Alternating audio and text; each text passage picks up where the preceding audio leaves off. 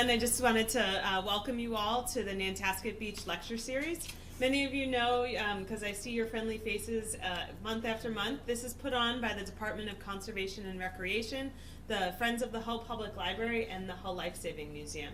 We've got a great lineup of speakers that come every month, and the Friends of the Hull Public Library put out coffee and refreshments in the back, and any donations that you can give help support the continuation of this lecture and helps pay for our speakers that we have here at this special place and all of the amazing desserts. So if you can contribute, please do. Without any further ado, I'd like to introduce tonight's speaker. Ellen Berkland has been a practicing professional archaeologist in New England for over 30 years.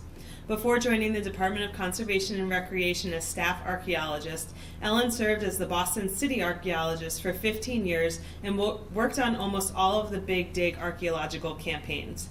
In addition to acting as the review and compliance agent for 500,000 acres of below-ground resources in the Commonwealth, she is dedicated to educating DCR staff and the public on the peopling, land use history, and fragility of our non-renewable cultural resources.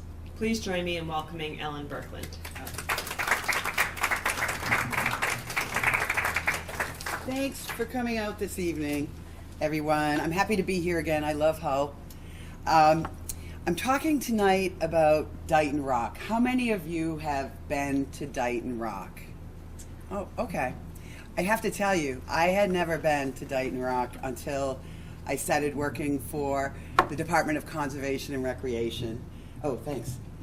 And of course, Plymouth Rock, now with the 2020 400th celebration, is a big focus. And I am happy to say that with the latest research and focus on Dighton Rock, that this is the first rock, and it is thousands of, well, it's millions of years old, the rock, but the engravings are thousands of years old, and they were created by the first people who came through this area. So there are a number of things going on, and I'm going to mention them throughout the presentation.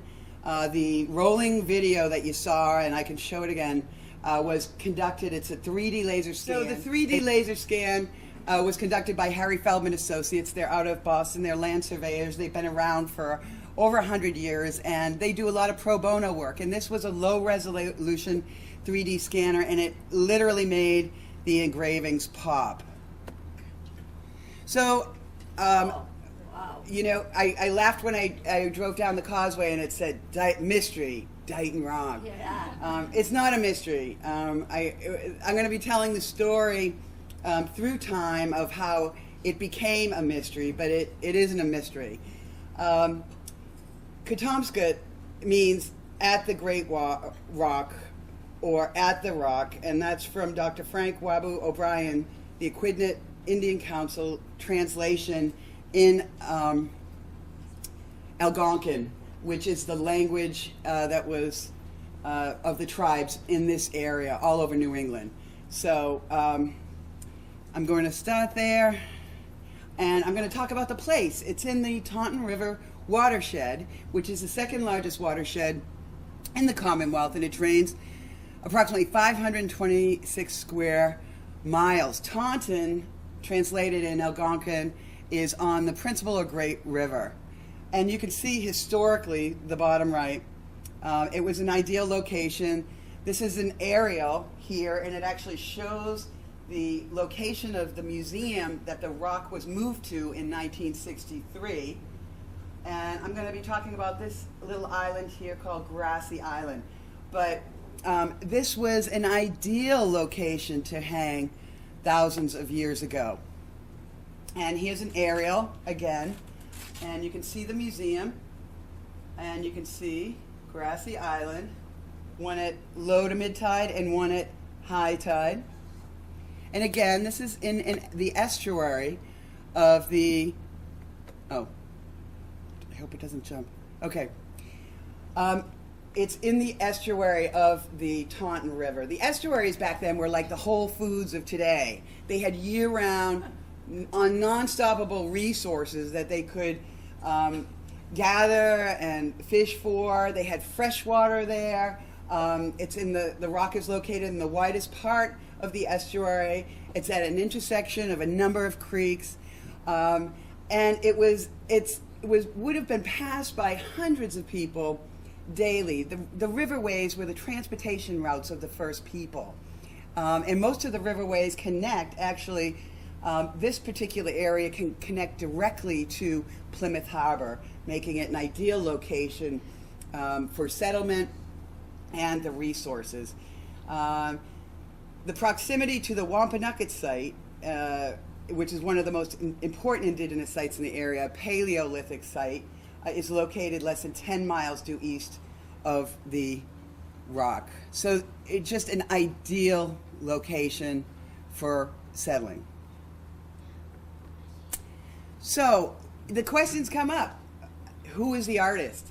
Was it a ritual specialist, a priest, a healer? Why would you want to carve something into a large rock? Why would you take the time? This must have taken a lot of time. If you think about the energy, I don't know if we have any rock carvers out there, but this would have been abraded with another hard object, and it would have taken a lot of time to create this scene.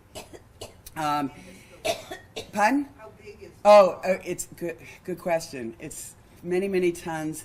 I'd say it's like 13 feet by 6 feet, 5 feet. Very, very large. And it was just offshore of the coast, and it was covered. The water level 3,500 years ago was did not stabilize until that time. Prior to that, the water level was much lower. It was locked up in the glaciers.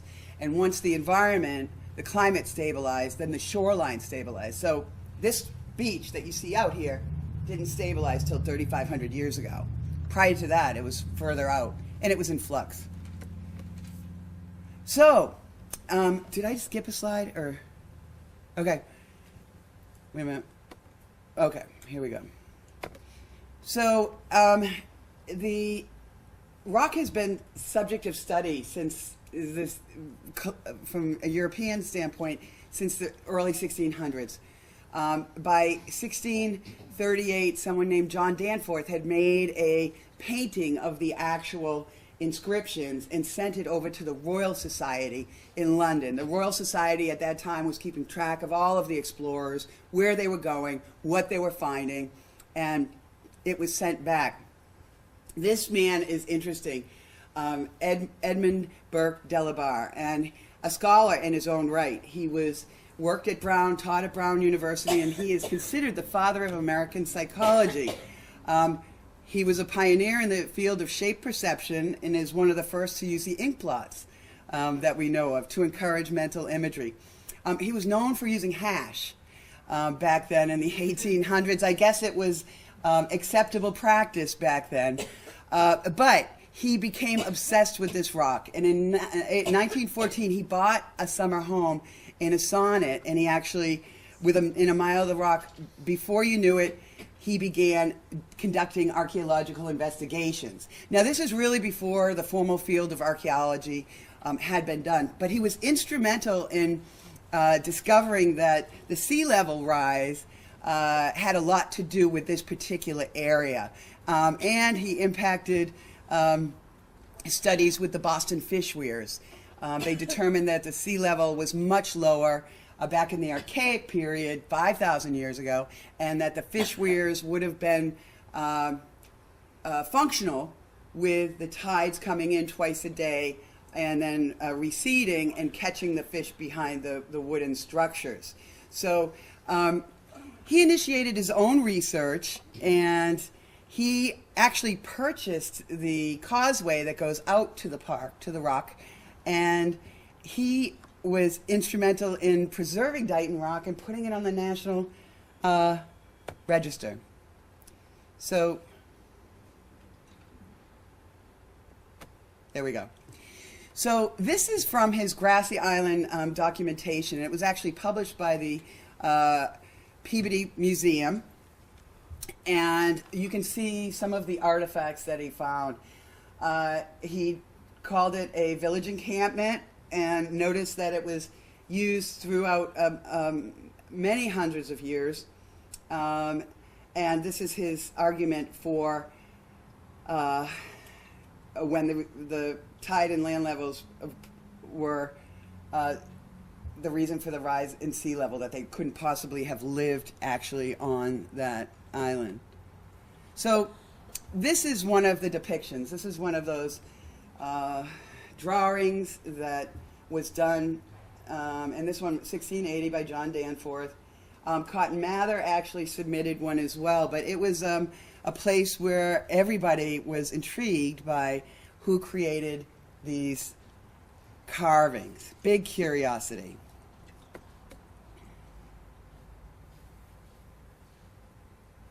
Come on. This is another one. And you can see this form here and other carvings. This is 1790. Those people. Yeah, we'll talk a little bit about that. You see two forms on the right-hand side. You see one here. This is actually what we believe is a thunderbird. This is, we believe, one of the gods. So a number of people visited this place, including George Washington, who was the first person to say this was a result of Indigenous Americans chiseling, because he had seen the same thing down in Virginia. People came in, it's saying it's Egyptian, Hebrew, Chinese, Phoenician, and of course Viking theories. But with the advent of photography, everything changed. And actually with the advent of 3D laser scanning, it has just exploded. This is great. This is Kodak, I think. But this is the 1850s, and the big number of images, photographs, begins to collect. So we have sketchings, we have drawings, we have etchings. Now we have photographs.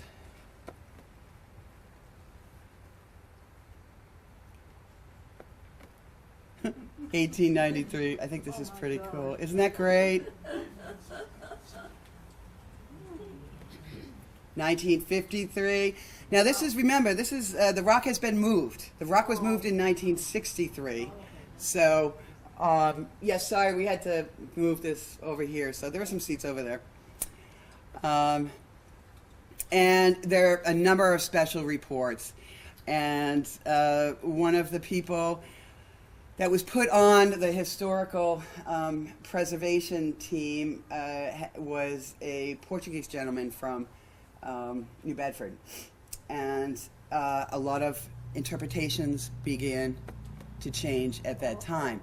But they were successful in moving the rock and protecting it.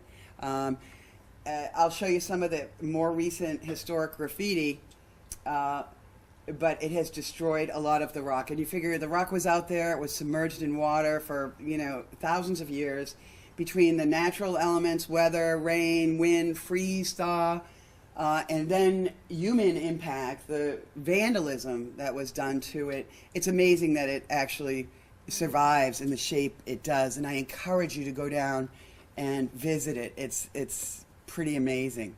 So 1963, it is dedicated, and you can see the Portuguese community came out in full swing. And this was, they had moved it, put it out on a causeway sort of, and began to protect it, but the vandalism didn't stop. So, oh, actually this is a postcard. I thought it was kind of cute. Delabar was convinced that the inscriptions were the Latin record of a visit made to the rock by the lost Portuguese explorer Miguel Corte Real. Corte Real's ship disappeared off the coast of New England in 1502. Delabar believed he had found in the inscriptions Corte Real's name, a Portuguese cross and date, 1511. A local Indian legend also tells of strange men in a wooden house who came up the river and fought with the natives.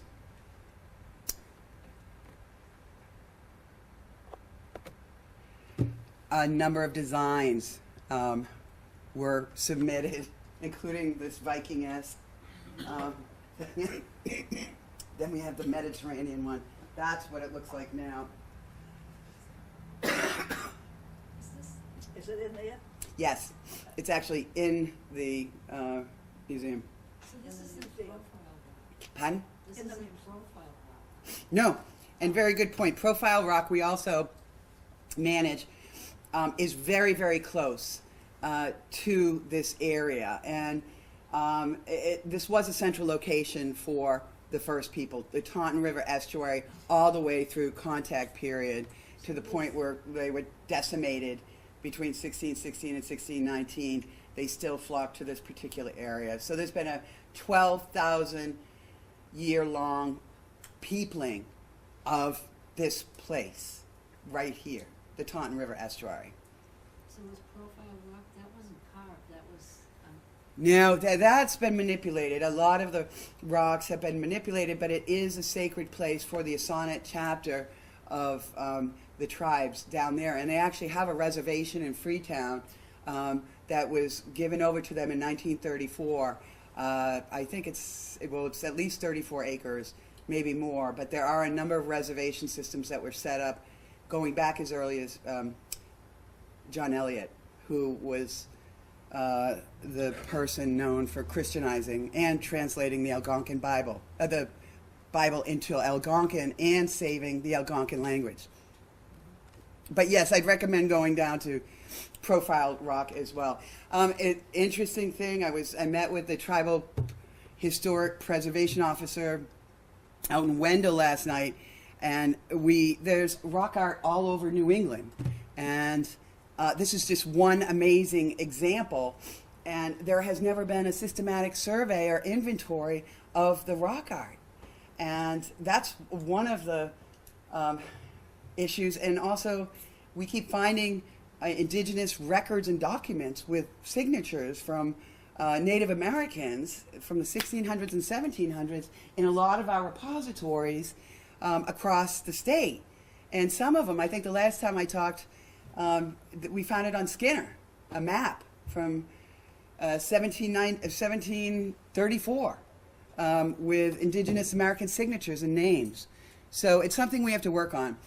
Anyway, regarding interpretation of the rocks, this is perhaps the first volume of beliefs and rituals of ancient archaic people. And this just came out 2 years ago. But Margaret Conkey, she's a philosopher, she's an archaeologist, quote, "The modern day viewer is merely an interpreter, and interpretation will change as concepts we employ to study them change." And I threw that in there because we actually don't know, and maybe we'll never know how this was inscribed, who did it. Maybe it was a combination effort. But the bottom line is, I think with the technologies that we have now and with the 3D laser scanning, we were able to get a little closer to seeing and extracting how the carvings were done and who might have done them. So here is the Portuguese interpretation, and I put this is one of the 3D laser scans down here, and you can see this amorphous human. I call him Herman Munster because somebody added little hair up here at the top later on, but you can see how they turn that into the Portuguese cross, and right next to it, this Thunderbird has turned into 1511. And the guy's hands right here. So, and all of these letters, it's not extremely clear, but they're saying that this translates to Miquel Corte Real here. So they went to great lengths to prove. This is just how the 3D scanning, the high resolution, this is a high resolution. It doesn't give as much information. You can't see as much, but it scans it repeatedly back and forth, and it reflects back for the resolution, and that's why the low resolution worked out much better. But from any point, I can, on my computer with this tool called Bentley's, I can go to a point and I can put light at any different angle to illuminate the carvings. So it's a great way to play with the actual raw data. So we're in the process of that. Last night, I brought a disc of the 3D laser scans to give to the tribal historic preservation officers because I want their interpretation of this area. But again, it's all directional. You can play with it. This isn't my area. I'm a friend of Stephen Wilkes and Michael Feldman, and they do great work when we need it. And this is just another example. But again, this is a low resolution. You can see it much better. So earlier I was running the scan for people to see, and we can do that later as well. But we have, this is definitely a thunderbird, which is, you're probably like, did we have thunderbirds here? But in most cultures, indigenous cultures, that is one of the symbols. We have a mountainous region here. There appear to be some celestials, maybe Pleiades, which was one of the time periods very sacred to the people in this area. We have what I'm interpreting as a deer head or caribou head, and there are a couple of them. This one appears to, it has the 4 legs. There's actually a smaller baby deer in between, but this here, which is, you can actually see where somebody abraded it if you look closely, the square area, and then they carved into it. This is actually the uterus of the female deer. So, the whole notion of fertility happening here, but somebody carved it, deepened it to turn it into the Portuguese shield. And then you see there are 2 beings sitting on her back. The carvings are extensive. They go all over the entire rock, and it is going to be quite a challenge, there you go, to decipher it. Here's a close-up. You can actually see. It's that one. Yeah, you can see it pretty much carved in detail. But we are there. That's actually a better close-up. You can see some of these X's here. You can see Jesse, which was much later. So, I guess so. yeah, yeah.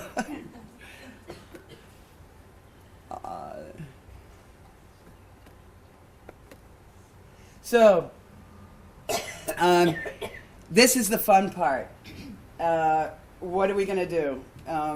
We have to, and the Harvard Museum of Art has come in, and they have done a study of the rock. They came in, and they have the original scaled tracing that was done in their exhibit that's ongoing now. So you can go over to the Harvard Museum of Art. It's called the Philosophy Chamber, and it is a collection of artifacts that were collected from 1783 to 1820. They range from very strange things to this one particular document of the rock. And they have obtained every tracing, every painting, every photograph, and basically we're going to have to deconstruct. We're going to have to line them up in chronological order, look at them, and see what has been modified through time. And then we're going to have to place it adjacent to the 3D laser scan. We're trying to see if the depth of the carvings can indicate if it was done by more than one person. We're trying to calculate how long it might have taken. Would they have had to do it at low tide? Is this associated with a particular event? We want to get symbologists in. We want to get Algonquin experts. The Wampanoag, Algonquin is the first dead language to be resurrected. And there's actually a 6-year-old girl down the Cape who is being raised both Algonquin and English. And the project is out of MIT. If you want to go online and check it out, it's pretty amazing. we want to get a forensic geologist up there to figure out what part of the rock was chipped or broken off, were the cracks modified, what about weathering. They have all sorts of new technologies, this thing called XRF, Bruckner puts it out, X-ray fluorescence, to determine condition of the rock, weathering, exposure to oxygen. So there are all these different testings that can be done, and we need to also look at oral histories, what has been passed down regarding creation myths, creation stories. So, and this is Anne, top right, from the museum, Harvard Museum of Art, and there's a volume that has been put together. It's a beautiful volume out of Yale Press. So what do we need to do? We need to reinterpret. I was talking to Jessica earlier. Again, we're looking at Plymouth Rock as this, the foundation of America, and we're going to be celebrating the 2020 coming up in 3 years. But this rock has stood the, time for thousands and thousands of years, and we don't have a systematic inventory of all of the rock art in this area, and we haven't engaged the Indigenous Americans in the interpretation of their history, their culture. We haven't included their story, the 12,000-year story of the peopling of these people. When I was growing up in the public school system, we learned about the first Thanksgiving, and we learned about the Pueblos, all these cultures down in the American Southwest. We didn't learn about the Wampanoags. We didn't learn about the Paleo people, the archaic people that called this place home for 12,000 years. Heck, I didn't even learn about a glacier till I think college.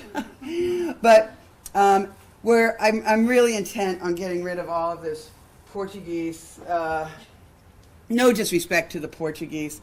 And you're still going to see many shows that are going to be run. I know Scott Walker, I'm on some show with him, and then Museums of the Underground or something. My brother called me from Dallas last week and said, I saw you at like 1 o'clock in the morning talking about Dighton Rock. But so people are still fascinated with this, and they want it to almost be another explanation. It was the Phoenicians, it was the Chinese, it was the Vikings.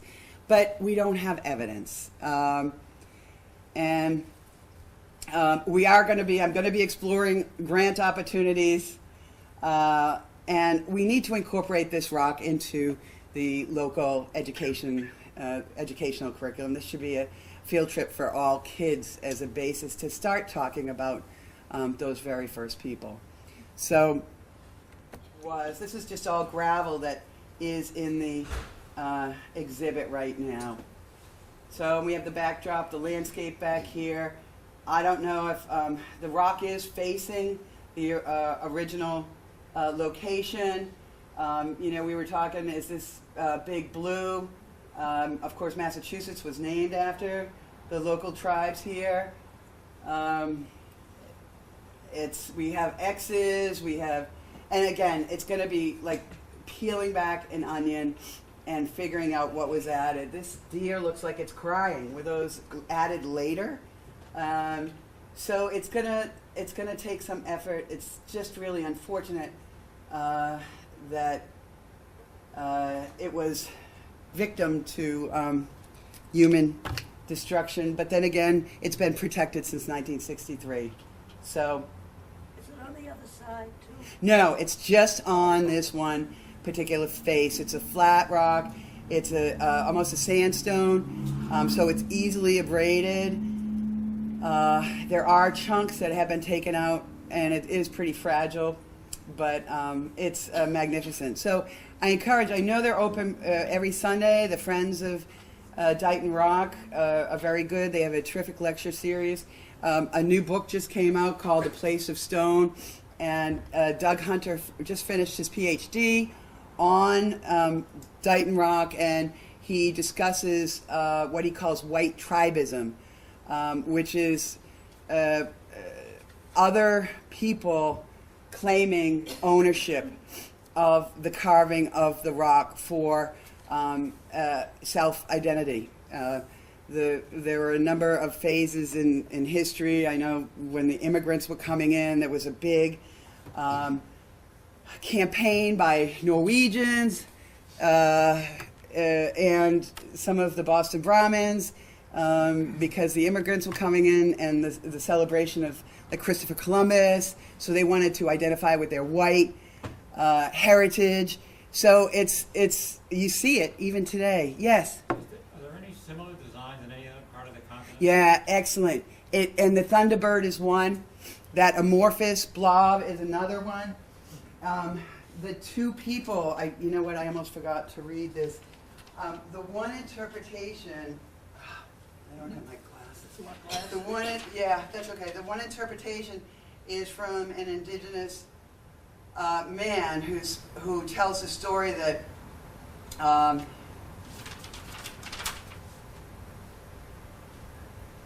that this is a creation story.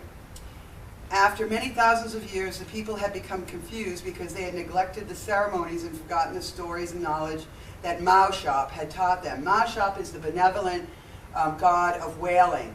And he created Nantucket, and he created Martha's Vineyard, and he is almost the metaphor for the glacier.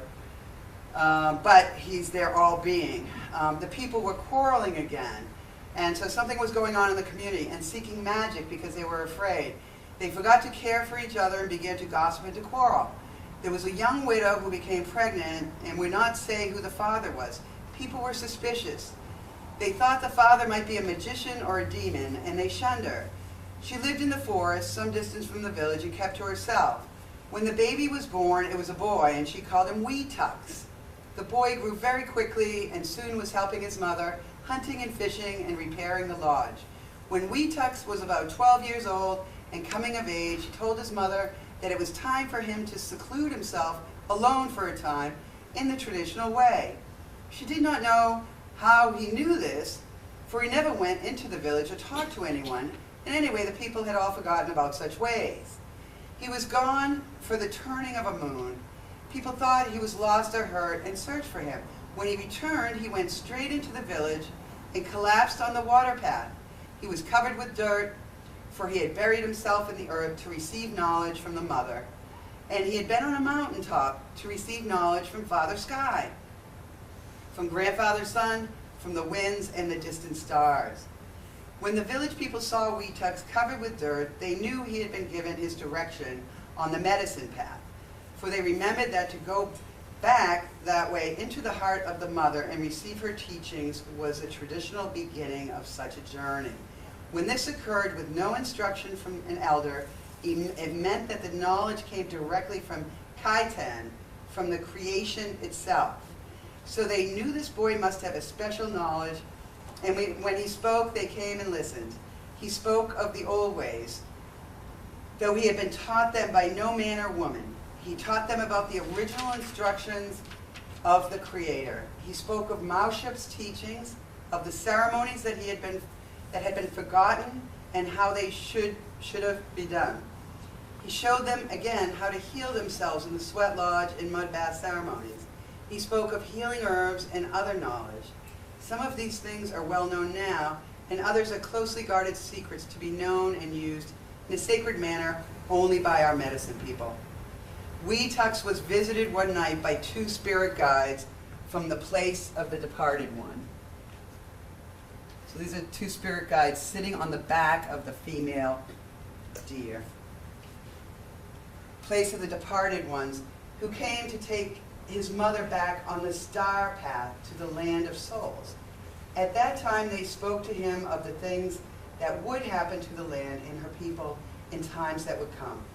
When the ceremonies for his mother had been completed, Wee Tux gathered all of the people to tell them of the prophecies he had been given. He said that Hobomoko's whisper of fear would one day spread across the world, and it would bring disease, violence, and starvation all over the earth. Many would die in confusion and ignorance, but those who remembered the sacred teachings, the original instructions, would be able to save their children and heal the earth. Many would lose their way, take a wrong turn, leave the sacred path, yet they would still be able, if they understood in time, to retrace their steps and return to the way of creation. Those who returned to creation would raise their children in the right way. These children would begin a whole new world, a world in harmony with all creation, a world of people guided only by their heart's joy and love and beauty.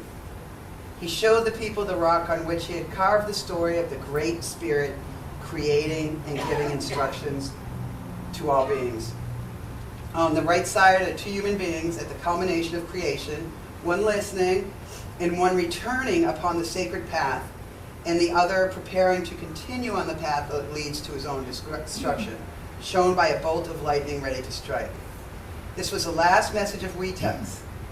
There was a great feast. Many people had come to hear the prophecies, including the Turkey people from across the bay, who had sometimes been enemies, but now made a new peace with our people. The celebration lasted all through the night with much rejoicing and merriment. Before dawn, the people followed Weetucks to the shores of Turkey Bay, where he bade them farewell. As the sun rose behind them, Weetucks walked across the waves towards the western heavens and was never seen again.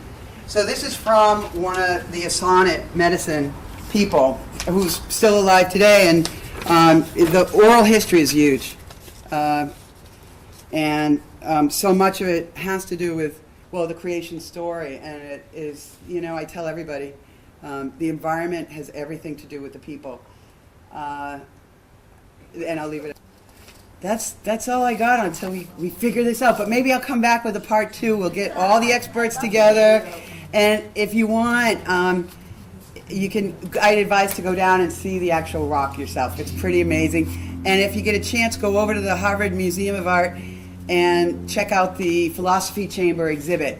It's really fascinating. So, with any other questions? Oh, okay. Thanks.